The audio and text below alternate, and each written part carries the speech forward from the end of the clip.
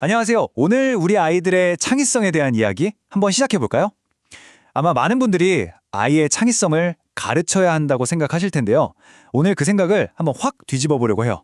창의성은 가르치는 게 아니라 자라나게 하는 거라는 새로운 관점으로 함께 떠나보시죠.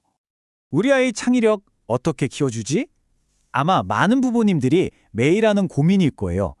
어떤 학원에 보내야 하나, 뭘 더 가르쳐야 하나. 그런데요. 만약 그 해답이 어떤 특별한 교육법이 아니라 정말 생각지도 못한 곳에 있다면 어떨까요? 오늘 이야기에서 딱 하나만 기억해야 한다면 바로 이 문장이 아닐까 싶어요. 우리가 흔히 생각하는 교육, 그러니까 아이 머릿속의 지식을 꾹꾹 눌러 담는 주입식 교육이 오히려 창의성의 싹을 잘라버릴 수도 있다는 조금은 충격적인 이야기죠. 그럼 주입이 아니라면 대체 뭘 해야 할까요? 자, 그럼 첫 번째 이야기부터 시작해 볼게요. 혹시 우리 어릴 때 무조건 외우고 시험 보던 기억나세요? 바로 그 방식, 아이의 머릿속에 지식을 그저 채워 넣는 방식이 왜 오히려 독이 될 수 있는지 그 이유부터 한번 차근차근 들여다보겠습니다. 우리가 흔히 교육이라고 하면 텅 빈 머리에 지식을 넣어주는 걸 생각하기 쉽잖아요? 근데 이런 방식은 아이를 스스로 생각하고 탐험하는 주인공에서 그냥 가만히 앉아 정보를 받아먹기만 하는 수동적인 그릇으로 만들어버릴 수가 있어요. 아이 안에 이미 반짝이고 있는 그 호기심이라는 보물을 꺼내볼 기회조차 주지 않는 셈이죠. 자, 그럼 관점을 한번 바꿔보는 거예요. 아이를 채워야 할 그릇이 아니라 스스로 자라날 씨앗으로 보는 거죠. 중요한 건 씨앗에 억지로 물을 붓는 게 아니잖아요. 씨앗이 마음껏 뿌리 내리고 쑥쑥 자랄 수 있도록 비옥한 토양을 잘 가꾸어 주는 것, 바로 거기에 핵심이 있습니다. 네, 바로 이거예요. 오늘 내용에서 정말 딱 하나만 가져가신다면 바로 이 문장입니다. 창의성은 텅 빈 머리에서 갑자기 뿅 하고 나타나는 게 아니에요. 아이가 세상의 많은 것들과 맺는 깊고 풍부한 관계라는 토양 속에서 마치 꽃처럼 자연스럽게 피어나는 거라는 거죠. 그 첫 번째 관계는 바로 자연입니다. 아이가 흙을 만지고 나무가 계절마다 옷을 갈아입는 걸 보고 또 작은 개미들이 줄지어가는 걸 한참 동안 쪼그리고 앉아보면서 교과서에서는 절대 배울 수 없는 생명의 신비와 세상의 원리를 온몸으로 느끼게 되는 거죠.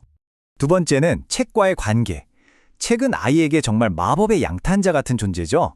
지금 여기 내 방을 훌쩍 떠나서 용이 사는 성으로, 저 멀리 우주로, 다른 사람의 마음속으로 순식간에 여행하게 하니까요.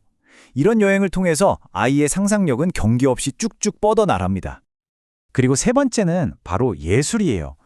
때로는 말로 다 설명하기 힘든 감정들이 있잖아요. 막 슬프기도 하고 기쁘기도 하고 왠지 모르게 가슴이 벅차오르는 그런 감정들이요. 예술은 아이가 이런 복잡하고 묘묘한 감정들을 표현할 수 있는 새로운 언어를 선물해 줍니다. 그림을 그리고 노래를 부르면서 아이는 자기 자신을 더 깊이 이해하게 되죠. 그리고 마지막, 어쩌면 가장 중요한 관계죠. 바로 사람과의 관계입니다. 다른 사람과 어울리면서 아이는 공감하는 법을 배우고 함께 소통하는 힘을 기르게 돼요. 이렇게 자연, 책, 예술, 그리고 사람과의 관계가 시실과 날실처럼 촘촘하게 엮여서 아이만의 독특하고 아름다운 창의성이라는 직무를 만들어내는 겁니다. 자, 그럼 이 멋진 아이디어를 우리 부모들이 현실에서 어떻게 실천할 수 있을까요? 핵심은 아주 간단해요.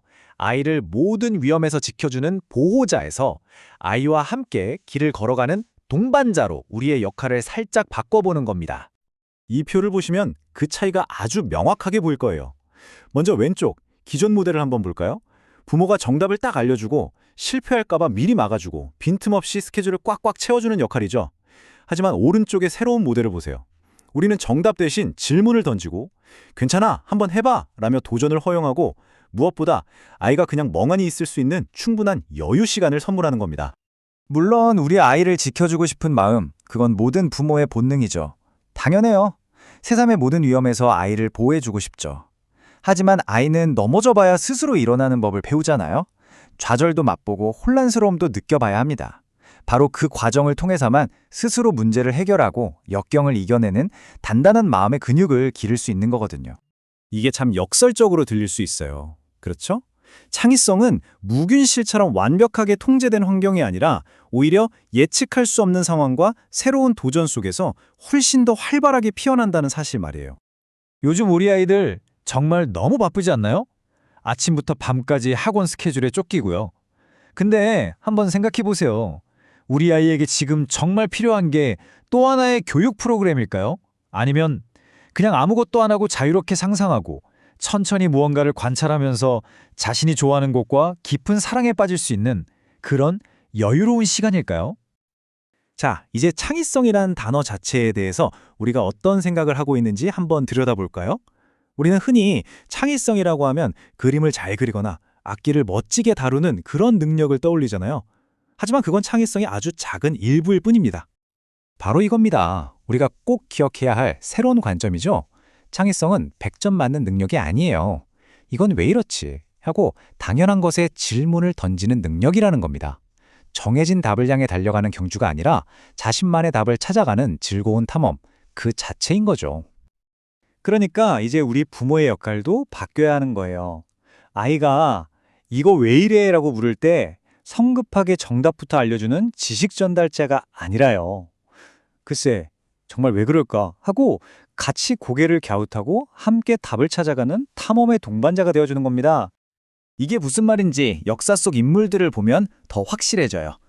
레오나르도 다빈치는 위대한 화가이면서 동시에 뛰어난 과학자였고요. 스티브 잡스는 기술과 인문학을 결합해서 세상을 바꿨죠. 이처럼 진짜 번뜩이는 창의성은 한 우물만 팔 때가 아니라 전혀 상관없어 보이는 서로 다른 영역들이 만나서 스파크를 일으키는 바로 그 교차점에서 폭발적으로 빛을 발합니다. 이런 걸 바로 살아있는 배움이라고 할 수 있을 거예요. 교실에 앉아 이론을 배우는 수동적인 학습이 아니라요. 엄마랑 같이 저녁을 준비하면서 과학 원리를 배우고, 가족여행을 가서 지리를 배우고, 할머니와 대화를 나누면서 역사를 배우는 그런 능동적인 경험 말이에요. 이런 살아있는 배움이야말로 아이의 마음속에 지워지지 않는 깊은 뿌리를 내리게 합니다. 자, 이제 마지막으로 이 모든 노력의 궁극적인 목표가 뭔지 한번 이야기해 볼게요. 이건 단순히 기술 하나를 더 가르치는 것, 그 이상의 이야기거든요. 우리 아이의 존재 자체에 관한 이야기입니다. 우리가 진짜로 바라는 아이의 모습, 그건 남들이 정해준 기준에 맞추는 아이가 아니라 자신만의 길을 스스로 찾아 나서는 아이. 정해진 틀에 갇히기보다 새로운 가능성을 끊임없이 탐구하는 아이. 그리고 두려움에 주저앉기보다 용기 있게 도전하는 자유로운 영혼을 가진 아이일 겁니다. 사실 이런 아이로 키우려면 우리 부모에게도 정말 큰 용기가 필요해요. 고정관념에서 벗어나서 아이를 있는 그대로 존중하고 그 아이의 선택을 믿어주는 용기요. 때로는 실패하고 때로는 저 멀리 돌아가는 것처럼 보이더라도 그게 아이만의 길이라면 묵묵히 기다려주는 그런 신뢰가 필요합니다. 오늘 이야기, 이 질문으로 한번 마무리해볼까 합니다. 우리는 지금 아이의 이력서를 한 줄 더 채워주기 위해 애쓰고 있는 걸까요? 아니면 아이가 자신만의 삶을 진짜로 살아갈 수 있는 자유로운 영혼을 키워주고 있는 걸까요? 우리 모두에게 깊은 생각을 던져주는 질문이 아닐까 싶습니다.